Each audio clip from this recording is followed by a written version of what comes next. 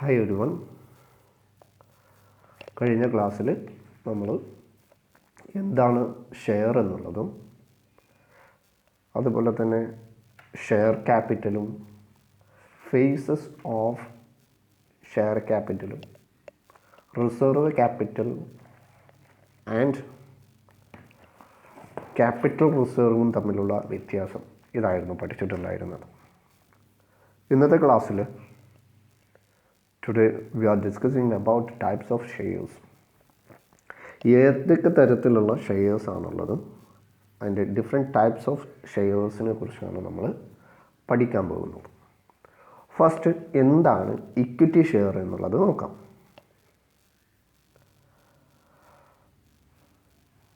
Equity share do not carry a preferential right for the payment of dividend and a repayment of capital. The dividend is paid to equity shareholders only after paying dividends to preference shareholders. The rate of the dividend may vary according to the number of profits. These shares are also known as ordinary shares. Equity shareholders are the real owners of the company. Equity shareholders എന്ന് പറഞ്ഞു കഴിഞ്ഞാൽ he is the real owner of the organization. നമ്മുടെ കമ്പനിയുടെ equity share holder എന്ന് പറയുന്നത് കമ്പനിയുടെ ഓണേഴ്സിന് ആണ് എന്നുള്ളത്, അല്ലെങ്കിൽ ഓണേഴ്സിന് തുല്യമാണ് എന്നുള്ളത്.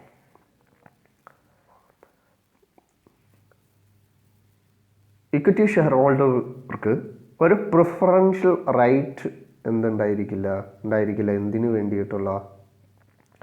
ഡിവിഡൻറ്റിനോ അദ്ദേഹത്തിൻ്റെ റീപേയ്മെൻറ്റ് ഓഫ് ക്യാപിറ്റലിനോ അദ്ദേഹത്തിന് ഒരു പ്രിഫറൻഷ്യൽ റൈറ്റ് ഉണ്ടായിരിക്കില്ല എന്നുള്ളതാണ്. അഥവാ പ്രോഫിറ്റിൻ്റെ മേലിൽ ഇത്ര ശതമാനം അദ്ദേഹം ഇറക്കിയിട്ടുള്ള ക്യാപിറ്റലിന് അനുസൃതമായിട്ട് ഇത്ര ശതമാനം ഡിവിഡൻഡ് ലാഭമാണെങ്കിലും നഷ്ടമാണെങ്കിലും ഉണ്ടാകും എന്ന് പറയാനായിട്ട് നമുക്ക് എന്തില്ല, ഇക്വിറ്റി ഷെയർ ഹോൾഡറിന് സാധിക്കില്ല എന്നുള്ളതാണ്. അതുപോലെ തന്നെ അദ്ദേഹം ഇറക്കിയിട്ടുള്ള എമൗണ്ടിന് അനുസൃതമായിട്ട് അദ്ദേഹത്തിൻ്റെ വൈൻഡിങ് അപ്പ് സമയത്ത് അദ്ദേഹത്തിൻ്റെ ക്യാപിറ്റൽ, അദ്ദേഹത്തിൻ്റെ റീപേയ്മെൻറ്റ് ഉണ്ടായിരിക്കില്ല എന്നുള്ളതാണ്. നഷ്ടമാണെങ്കിൽ നഷ്ടം സഹിക്കേണ്ട ആൾ തന്നെയാണ് ഇക്വിറ്റി ഷെയർ ഹോൾഡേഴ്സ് ഓണേഴ്സിനെ പോലെ. ഓക്കെ, പ്രിഫറൻസ് ഷെയർ ഹോൾഡർക്ക് അദ്ദേഹത്തിൻ്റെ ഡിവിഡൻഡ് നൽകിയതിന് ശേഷം മാത്രമേ പ്രോഫിറ്റ് ഉണ്ടെങ്കിൽ ഇക്വിറ്റി ഷെയർ ഹോൾഡർക്ക് കിട്ടുകയുള്ളൂ. പക്ഷേ പ്രിഫറൻസ് ഷെയർ ഹോൾഡർക്ക് ഇല്ലാത്തൊരു റൈറ്റ് ഇക്വിറ്റി ഷെയർ ഹോൾഡർക്ക് ഉണ്ടായിരിക്കും. അത് വോട്ടിംഗ് ആണ്. അദ്ദേഹത്തിന് വോട്ട് ചെയ്യാനുള്ള, കമ്പനിയിൽ ഏത് ഡിസിഷൻസ് എടുക്കുമ്പോഴും എന്ത് നടത്തുമ്പോഴും അദ്ദേഹത്തിന് എന്തുണ്ടായിരിക്കും, വോട്ടിംഗ് പവർ ഉണ്ടായിരിക്കുന്ന. Equity share holders get full voting power എന്നുള്ളതാണ്. ഓക്കെ, അപ്പോൾ ഇതാണ് ഇക്വിറ്റി ഷെയർ എന്ന് പറയുന്നത്. അപ്പോൾ ഇക്വിറ്റി ഷെയറിനെ നമ്മൾ എന്തെന്നും കൂടി പറയും, the share also known as ordinary shares എന്നും കൂടി പറയും. The rate of the dividend may vary according to the number of profit. പ്രോഫിറ്റിനനുസൃതമായിട്ട് ഇക്വിറ്റി ഷെയർ ഹോൾഡേഴ്സിൻ്റെ ഡിവിഡൻറ്റിൽ എന്ത് ചെയ്തുകൊണ്ടിരിക്കും, മാറ്റം വന്നുകൊണ്ടിരിക്കും എന്നുള്ളതാണ്. ഇതാണ് ഇക്വിറ്റി ഷെയർ ഹോൾഡർ എന്ന് പറയുന്നത്, അല്ലെങ്കിൽ ഇക്വിറ്റി ഷെയർ എന്ന് പറയുന്നത്. Okay, next is preference shares. എന്താണ് preference share? This type of shares carry a preferential right over equity share for payment of dividend and repayment of capital at the time of winding up.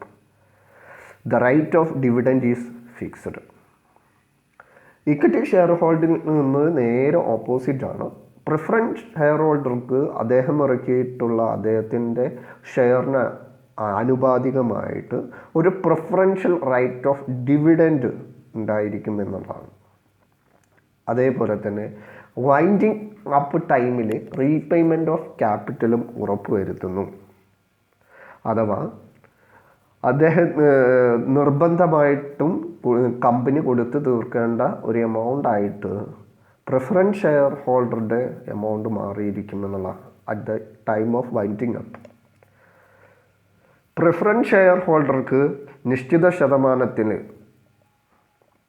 എന്തുണ്ടായിരിക്കും, dividend അദ്ദേഹത്തിൻ്റെ ഷെയറിൻ്റെ പേരിൽ ഉണ്ടായിരിക്കും എന്നുള്ളതാണ് ലാഭം. അപ്പോൾ this type of shares carry a right over equity share for a payment of dividend and repayment of capital at the time of winding up. The right of dividend is fixed. Preference share ഹോൾഡറുടെ right of dividend എന്ന് പറയുന്നത് fixed ആയിരിക്കും എന്നുള്ളതാണ്. ഇനി വ്യത്യസ്ത തലത്തിലുള്ള types of preference ഷെയറുകളുണ്ട്. അത് ഏതെല്ലാം എന്ന് നോക്കാം. Cumulative preference share, non cumulative preference share, participating preference share, non participating preference share, redeemable preference share, convertible preference share, cumulative convertible preference share. ഇനി ഫസ്റ്റ് നമുക്ക് ക്യുമുലേറ്റീവ് പ്രിഫറൻസ് ഷെയർ എന്താണെന്ന് നോക്കാം. എന്താണ് cumulative preference share? Cumulative preference shares are regular preference shares with one additional benefit. The extra advantage here is that the holders of these shares have the right to receive dividends even if the issuing company has missed out on paying them in the past. Cumulative preference share എന്ന് പറഞ്ഞു കഴിഞ്ഞാൽ ഒരു company preference ഷെയറിൻ്റെ മേലിൽ അദ്ദേഹത്തിന് dividend നൽകാനായിട്ട് arrear വരുത്തി കഴിഞ്ഞാൽ subsequent ഇയേഴ്സിൻ്റെ പ്രോഫിറ്റിൽ നിന്ന് ആ അരിയേഴ്സ് തീർക്കാനായിട്ട് ബാധ്യസ്ഥനാണ് എന്നുള്ളതാണ്. അപ്പം ഇപ്പോൾ ഒരു വർഷത്തെ ഡിവിഡൻഡ് നൽകിയില്ലെങ്കിൽ അടുത്ത വർഷത്തെ പ്രോഫിറ്റിൽ നിന്ന് ഈ ഒരു ക്യുമുലേറ്റീവ് പ്രിഫറൻസ് ഷെയർ ഹോൾഡർക്ക് ഡിവിഡൻഡ് നൽകണം. The extra advantage is that the holder of these shares have right to receive dividends even if the issuing company has missed out. Arrear വരുത്തി കഴിഞ്ഞാൽ മിസ്ഡ് ഔട്ട് നൽകാതെ ഇരുന്ന് കഴിഞ്ഞാൽ on the paying them in the പാസ്റ്റിൽ നൽകാതെ ഇരുന്ന് കഴിഞ്ഞാൽ ഇനി വരാനുള്ള വർഷത്തിൽ നിന്ന് നമ്മൾ എന്ത് ചെയ്യണം, നൽകണം എന്നുള്ളതാണ് ക്യുമുലേറ്റീവ് പ്രിഫറൻസ് ഷെയർ എന്ന് പറയുന്നത്. ഓക്കെ, അപ്പോൾ 2018 അദ്ദേഹത്തിന് നമ്മൾ അതിൻ്റെ ഹിസ്റ്റോറിക്കൽ റെപ്രസെൻറ്റേഷനിലൂടെ പറയുന്നു 2018 ഡിവിഡൻഡ് കിട്ടി, 2019 കിട്ടിയില്ല. പക്ഷേ 2020 നിന്ന് അദ്ദേഹത്തിന് 2019-ൻ്റെയും 2020-ൻ്റെയും ലഭിക്കുക. ഇതിനെയാണ് ക്യുമുലേറ്റീവ് പ്രിഫറൻസ് ഷെയർ എന്ന് പറയുന്നത്. ഇനി നോൺ ക്യുമുലേറ്റീവ് പ്രിഫറൻസ് ഷെയർ എന്താണ്? Non cumulative preference share, non-cumulative preference share are those shares that provide the shareholder fixed dividend amount each year from the company net profit. But in case of company fails to pay the dividend on such preference share to the shareholder in any year, then such dividend cannot be claimed by the shareholder in future. Cumulative preference ഷെയറിൻ്റെ നേരെ ഓപ്പോസിറ്റാണ് non cumulative preference share എന്ന് പറയുന്നത്. അഥവാ non cumulative preference share ഹോൾഡർക്ക് ഒരു വർഷം ഒരു company profit നൽകിയിട്ടില്ലെങ്കിൽ, profit ലഭിച്ചില്ലെങ്കിൽ അത് future ഇയറിൽ റെഡീം ചെയ്യാനുള്ള അല്ലെങ്കിൽ ലഭിക്കാനുള്ള യാതൊരുവിധ അവകാശവും ഇല്ല എന്നുള്ളതാണ്. ഓക്കെ, അപ്പോൾ ഫ്യൂച്ചറിൽ നമ്മൾക്ക് എന്ത് ചെയ്യില്ല, ഈ വർഷത്തെ പ്രോഫിറ്റ് ലഭിക്കില്ല എന്നുള്ളതാണ്. ഇതാണ് നോൺ ക്യുമുലേറ്റീവ് പ്രിഫറൻസ് ഷെയർ എന്ന് പറയുന്നത്. Next is participating preference share. എന്താണ് participating preference share? In addition to fixed right of dividend, this shares have the right to get surplus profit after paying dividends to equity share holders. Participating preference share എന്ന് പറഞ്ഞു കഴിഞ്ഞാൽ additional ആയിട്ട് അദ്ദേഹത്തിന് dividend ലഭിക്കുക. ഒന്നുകൂടി വിശദീകരിച്ച് പറഞ്ഞു കഴിഞ്ഞാൽ അദ്ദേഹത്തിൻ്റെ ഫിക്സഡ് റൈറ്റ് ഓഫ് ഡിവിഡൻഡിന് ലഭിച്ചതിന് ശേഷം പ്രോഫിറ്റിൽ നിന്ന് ഇക്വിറ്റി ഷെയർ ഹോൾഡേഴ്സിന് കൊടുക്കാനുള്ളതും കൂടി കൊടുത്തിട്ട് വരുന്ന സർപ്ലസ് പ്രോഫിറ്റിൽ നിന്ന് നിശ്ചിത ശതമാനം ലഭിക്കാനുള്ള അതിനെയാണ് പാർട്ടിസിപ്പേറ്റിംഗ് പ്രിഫറൻസ് ഷെയർ എന്ന് പറയുന്നത്. അപ്പോൾ സർപ്ലസ് വരുന്ന ലാഭത്തിൽ നിന്ന് വീണ്ടും അദ്ദേഹത്തിന് ലഭിക്കും. ഓക്കെ, ഇതാണ് പാർട്ടിസിപ്പേറ്റിംഗ് പ്രിഫറൻസ് ഷെയർ എന്ന് പറയുന്നത്. Next non participating preference share നേരെ ഓപ്പോസിറ്റ്, പാർട്ടിസിപ്പേറ്റിംഗ് പ്രിഫറൻസ് ഷെയറിൻ്റെ നേരെ ഓപ്പോസിറ്റ് ആണ്. These shares get only a fixed right of dividend.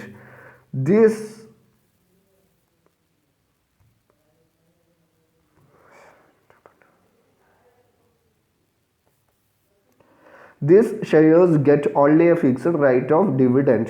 These shares do not get the share in surplus profit. Non participating preference share എന്ന് പറഞ്ഞു കഴിഞ്ഞാൽ share ഹോൾഡർക്ക് അല്ലെങ്കിൽ ഈ ഷെയറിന് fixed right of dividend മാത്രമേ ലഭിക്കുകയുള്ളൂ, സർപ്ലസ് ഡിവിഡൻഡ് എന്തില്ല, ലഭിക്കില്ല എന്നുള്ളതാണ്. Okay, next is redeemable preference share. Redeemable, these are the preference shares that are redeemed subject to the condition after a certain period of time.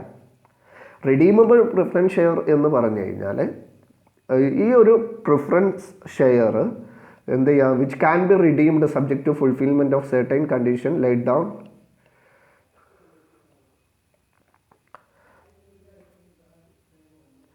Redeemable ആവും ഇത് എന്താ ചെയ്യുക, preference share are those preference share which can be redeemed subject to fulfillment a certain condition laid down in section.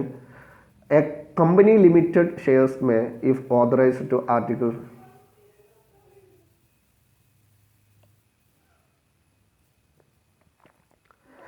redeemable preference share എന്ന് പറയുന്നത് company act section 55 പ്രകാരം നമ്മൾ എല്ലാ കണ്ടീഷനും fulfilment ചെയ്ത് കഴിഞ്ഞാൽ redeemable preference share equity share ആയിട്ട് convert ചെയ്യാൻ പറ്റും, അല്ലെങ്കിൽ ഇതിനെ മാറ്റാനായിട്ട് സാധിക്കും എന്നുള്ളതാണ്. Okay, next is convertible preference share. എന്താണ് convertible preference share? These shares can be converted into equity shares within specific period of time. Convertible preference share എന്ന് പറഞ്ഞു കഴിഞ്ഞാൽ ഈ ഒരു പ്രിഫറൻസ് ഷെയറിനെ നമ്മൾക്ക് ഒരു നിശ്ചിത കാലം കഴിഞ്ഞ് കഴിഞ്ഞാൽ, സെർട്ടൻ പീരീഡ് ഓഫ് ടൈം കഴിഞ്ഞാൽ ടേംസ് ആൻഡ് കണ്ടീഷൻസ് പ്രകാരം നമ്മൾക്ക് എന്ത് ചെയ്യാനായിട്ട് സാധിക്കും, ഇതിനെ കൺവേർട്ട് ചെയ്യാനായിട്ട് ഇക്വിറ്റി ഷെയറിലോട്ട് കൺവേർട്ട് ചെയ്യാനായിട്ട് സാധിക്കും എന്നുള്ളതാണ്. Okay, these shares can be converted into equity shares within a specific period of time. ഇനി cumulative convertible preference share. These shares are convertible into equity shares between 3 to 5 years. These shareholders are entitled to receive arrears of dividend even after conversion. Cumulative convertible preference share എന്ന് പറയുന്നത് cumulative preference ഷെയറും convertible preference ഷെയറും കൂടി ചേർന്നതാണ്. അഥവാ ഇത് ഒരു between 3 to 5 ഇയേഴ്സിൽ നമ്മൾക്ക് പ്രിഫറൻസ് ഷെയറിനെ ഇക്വിറ്റി ഷെയർ ഹോൾഡറായിട്ട് കൺവേർട്ട് ചെയ്യാനായിട്ട് സാധിക്കും. അതുപോലെ തന്നെ എന്തെങ്കിലും അരിയർ ഉണ്ടെങ്കിൽ അത് ഫ്യൂച്ചർ ഇയറിൽ നമ്മൾക്ക് ലഭിക്കുകയും ചെയ്യും. അപ്പോൾ റിസീവ് എന്ത് ചെയ്യാം, നമ്മൾക്ക് നമ്മുടെ ഡിവിഡൻഡ് സബ്സിക്വൻറ്റ് ഇയേഴ്സ് അല്ലെങ്കിൽ റീസെൻറ്റ് ഇയേഴ്സിൽ നമ്മൾക്ക് ലഭിക്കുകയും ചെയ്യും. ഇതിനെയാണ് ക്യുമുലേറ്റീവ് കൺവേർട്ടബിൾ പ്രിഫറൻസ് ഷെയർ എന്ന് പറയുന്നത്. ഓക്കെ, നെക്സ്റ്റ് ഈസ് നമ്മൾക്ക് പഠിക്കാനുള്ളത് സീറ്റ് ഇക്വിറ്റി ഷെയർ എന്താണെന്നുള്ളതാണ്. This type of equity shares given by the company to the employees or directors at a discount or consideration other than cash for providing know-how or value addition. It is to be authorized by a special resolution in general meeting. Seat equity share എന്ന് പറഞ്ഞു കഴിഞ്ഞാൽ നിലവിലുള്ള നമ്മളുടെ equity shares കമ്പനിയിൽ നിലവിലെ എംപ്ലോയീസിനോ അതുപോലെ തന്നെ ഡയറക്ടേഴ്സിനോ നൽകുന്നതിനെയാണ്. അത് പബ്ലിക്കിന് നൽകുന്ന അതേ വിലയിലല്ല, ഡിസ്കൗണ്ടിലോ അല്ലെങ്കിൽ അതർ ദാൻ ക്യാഷ് ആയിട്ടുള്ള എന്തെങ്കിലും അവർക്ക് പ്രൊവൈഡ് ചെയ്തുകൊണ്ട് അവർക്ക് കൊടുക്കുന്നതിനെയാണ് സീറ്റ് ഇക്വിറ്റി ഷെയർസ് എന്ന് പറയുന്നത്. ഈ സീറ്റ് ഇക്വിറ്റി ഷെയർസ് കൂടുതലായിട്ടും നമ്മൾ നൽകുന്നത് വർക്കേഴ്സിന്, നമ്മുടെ എംപ്ലോയീസിൻ്റെ അല്ലെങ്കിൽ നമ്മുടെ ഡയറക്ടേഴ്സിൻ്റെ വർക്കിംഗ് എഫിഷ്യൻസി വർദ്ധിപ്പിക്കുന്നതിന് വേണ്ടിയിട്ടാണ്. Sweet equity shares should not be sold within 1 year from the date of allotment.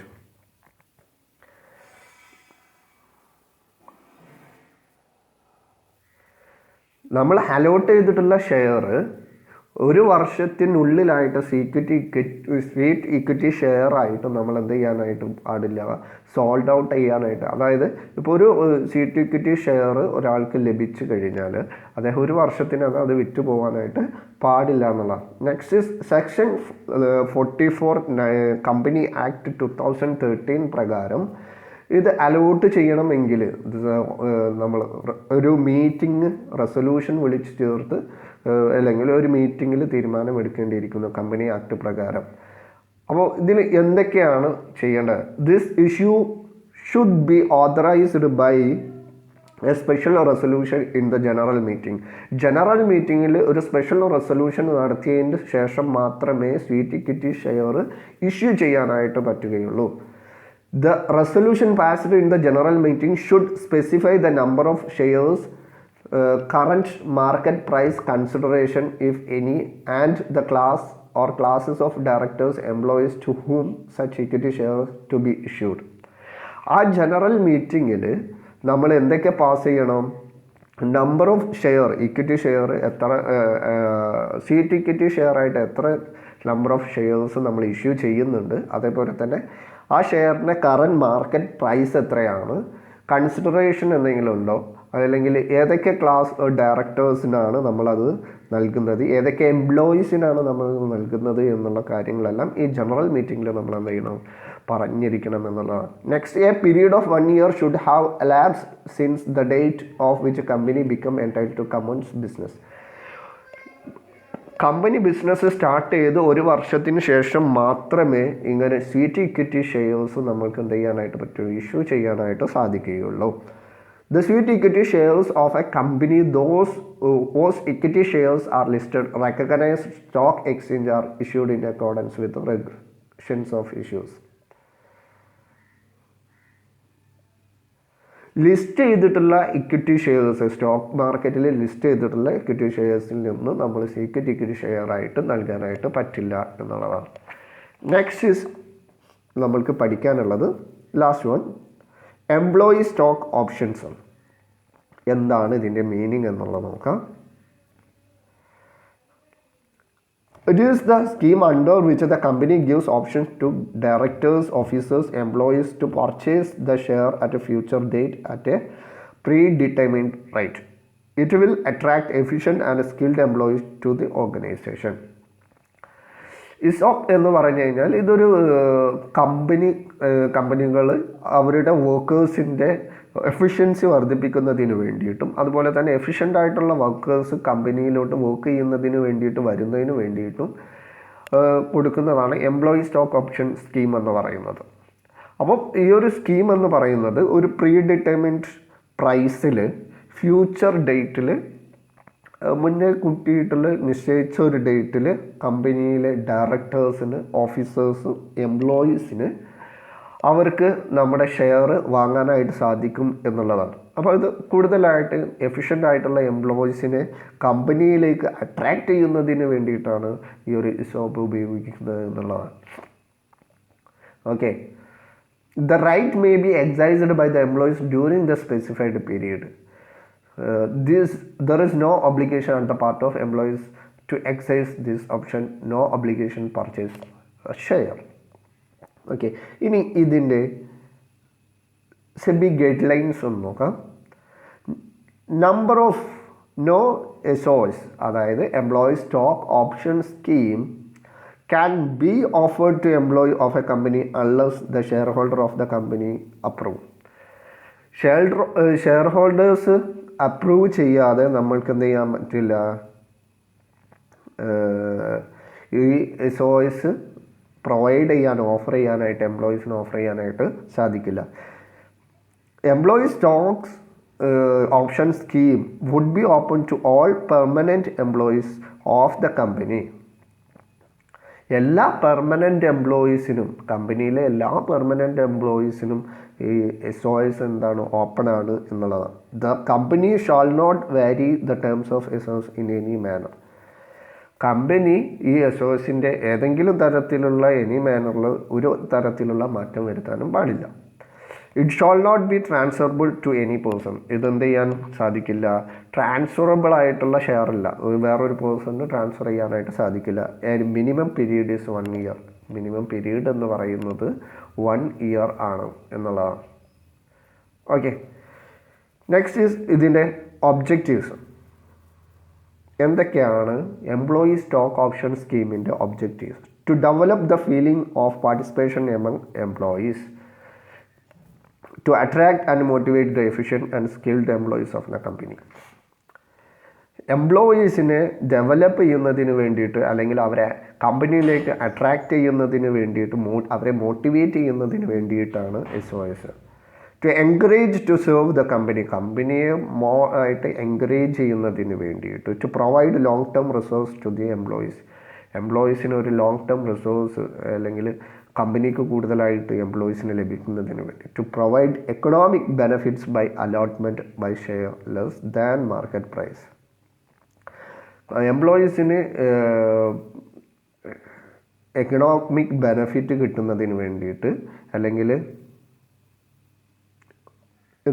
എന്നതിന് വേണ്ടിയിട്ടാണ് ഇതിൻ്റെ ഒബ്ജക്റ്റീവ് ഓഫ് SOS എന്ന് പറയുന്നത്.